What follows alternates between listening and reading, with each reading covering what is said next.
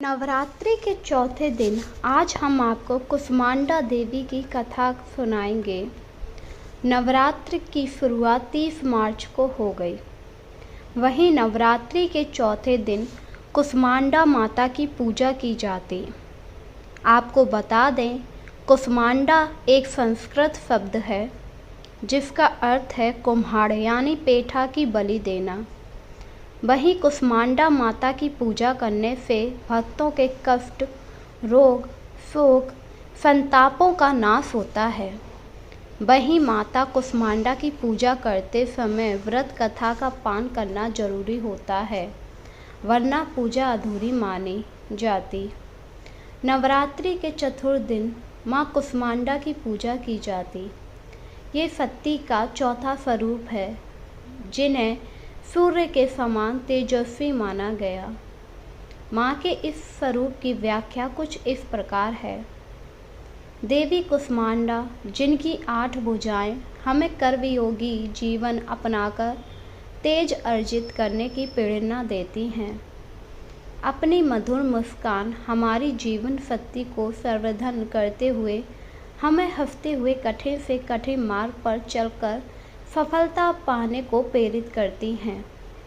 भगवती दुर्गा के चौथे स्वरूप का नाम कुसमांडा है। अपनी मंद हंसी द्वारा अखंड अर्थात ब्रह्मांड को अपने उत्पन्न के कारण इन्हें कुसमांडा देवी के नाम से अभिहित किया गया। जब सृष्टि का अस्तित्व नहीं था, चारों ओर अंधकार ही अंधकार पर्याप्त था, तब इन्हीं देवी ने अपने ही हास्य से ब्रह्मांड की रचना की। अंत यही सृष्टि की आदि स्वरूपा आदि शक्ति हैं। इनकी 8 भुजाएं हैं। इनके 7 हाथ में कमंडल, धनुष, बाण, कमल पुष्प, अमृत कलश, चक्र और गदा है। 8वें हाथ में सभी प्रकार की सिद्धियां और निधियां देने वाली जप माला है। एक पौराणिक कथा के अनुसार ऐसा कहा जाता है, जब सृष्टि का अस्तित्व नहीं था, तब इन्हीं देवी ने ब्रह्मांड की रचना की। यही सृष्टि की आदि स्वरूपा हैं। इनका निवास सूर्यमंडल के भीतर के लोक में है। ये वहाँ निवास करने की क्षमता सिर्फ इन्हीं देवी में है। इनके शरीर की क्रांति और प्रभा भी सूर्य के समान दिव्यमान है। माँ कुसमांडा की उपासना से भक्तों के समस्त रोग शोक मिट जाते हैं। इनकी आयु में वृद्धि, यश, बल और आरोग्य की वृद्धि होती है। माँ कुसमांडा अल्प सेवा और भक्ति से बहुत जल्दी प्रसन्न हो जाती हैं। इनका वाहन सिंह है और चौथे दिन कुसमांडा देवी के स्वरूप की ही उपासना की जाती है। यह देवी आयु, यश, बल और स्वास्थ्य में वृद्धि करती हैं। अब हम आपको बताएंगे आपको माँ कुसमांडा की पूजा किस प्रकार करनी चाहिए। नवरात्रि के चौथे दिन सुबह जल्दी उठकर स्नान करें, फिर पूजा की तैयारी करें। माँ कुसमांडा के व्रत का संकल्प लें। सबसे पहले गंगा जल से पूजा के स्थान को पवित्र करें। फिर लकड़ी की चौकी पर पीला कपड़ा बिछाएं। उस पर माँ की प्रतिमा स्थापित करें और माँ कुसमांडा का ध्यान करें। माँ को पूजा में पीले वस्त्र, फूल, फल, मिठाई, धूप, दीप, नैवेद्य और अक्षत अर्पित करें। सारी सामग्री अर्पित करने के बाद माँ की आरती करें और भोग लगाएं। अंत में क्षमा याचना करें। ध्यान लगाकर दुर्गा सप्तमी और दुर्गा चालीसा का पाठ करें। इसी के साथ अब हम आपको बताएंगे कि आपको कुसमांडा देवी को भोग क्या लगाना चाहिए, क्योंकि हर देवी को अलग अलग भोग लगाया जाता है। उसी प्रकार कुसमांडा देवी को पेठा का भोग लगाया जाता है। इन्हें पेठा अति प्रिय है, इसलिए आपको कुसमांडा देवी को प्रसन्न करने के लिए पीला पेठा रखना चाहिए, उसी से भोग लगाना चाहिए। माँ को केसर युक्त पीला पेठा चढ़ाना चाहिए। उसे ही प्रसाद के रूप में बांटना चाहिए। कुछ लोग सफ़ेद पेठे की फल की बलि भी देते हैं। इसके अलावा मालपुआ और बतासे भी चढ़ाए जाते हैं। अगर आप इन सारी चीज़ों का भोग माँ को अर्पित करते हैं तो माँ कुष्मांडा देवी आप पर बहुत ज़्यादा प्रसन्न हो जाती हैं, क्योंकि वह बहुत जल्दी प्रसन्न होने वाली देवी हैं। वह अपने भक्तों की सभी मनोकामनाओं को पूरा कर देती।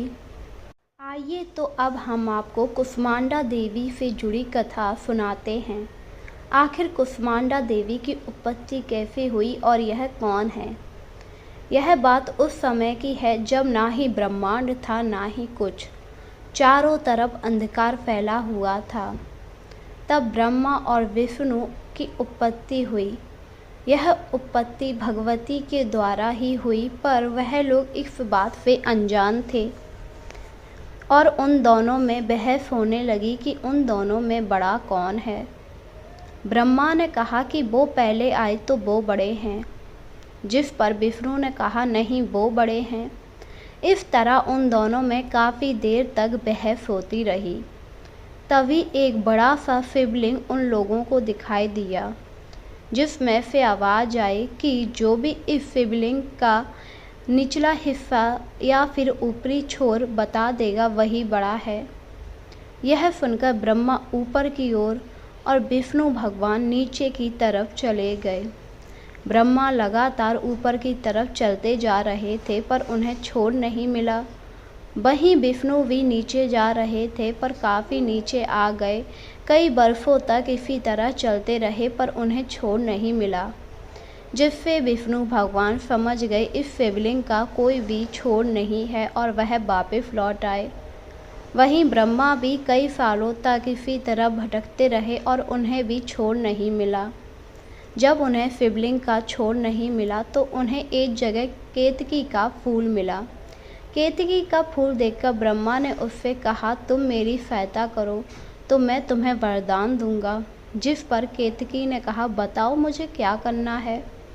इस पर ब्रह्मा ने कहा तुम्हें बस ये कहना है कि मैंने छोर पा लिया है। ये तो असत्य है, तुमने तो अभी तक शिवलिंग का छोर पा ही नहीं पाया।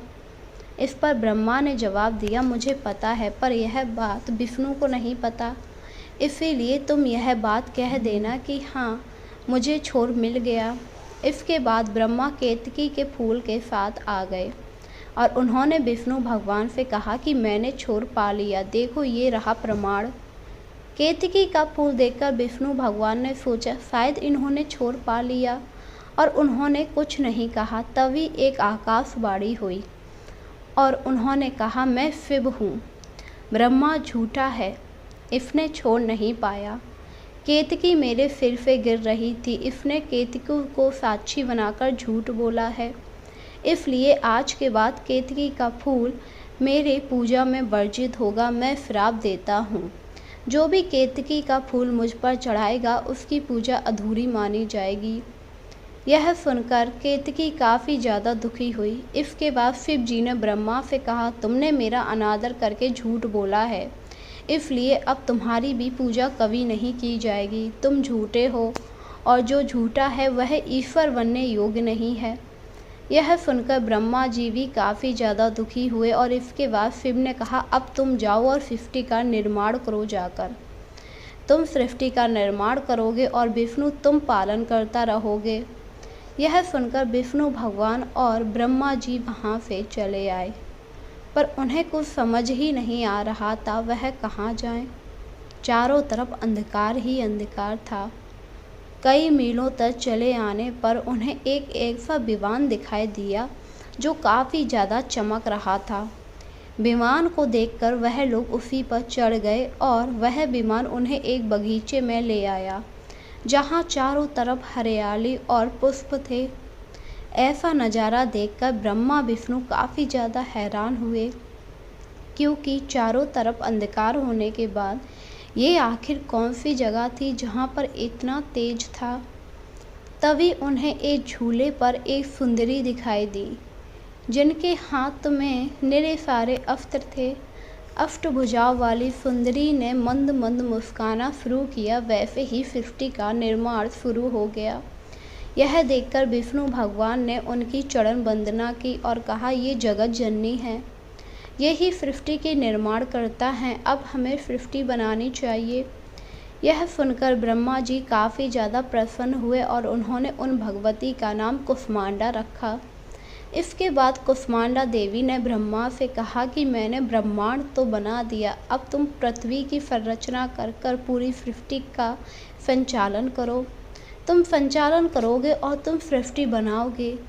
यह सुनकर ब्रह्मा विष्णु काफ़ी खुश हुए और वहाँ से चले गए। इसके बाद देवी वहाँ से गायब हो गईं। देवी का तेज इतना था कि ब्रह्मा और विष्णु की आंखें भी उससे चौंधिया रही थी और इसके बाद देवी सूर्य के भीतर समा गई। इस प्रकार कुष्मांडा देवी की महिमा अपार है। जो भी चौथे दिन कुष्मांडा देवी का व्रत रख के उनकी कथा का पान करता है, उसके ऊपर कुष्मांडा देवी अपनी कृपा बनाए रखती हैं। उस भक्त की सारी मनोकामना पूरी करती हैं और उसे मन वांछे फल प्रदान करती हैं। इसलिए हमें चौथे दिन पूरी भक्ति भाव से कुष्मांडा देवी की पूजा करनी चाहिए। तो बोलो ओम देवी कुष्मांडा नमः।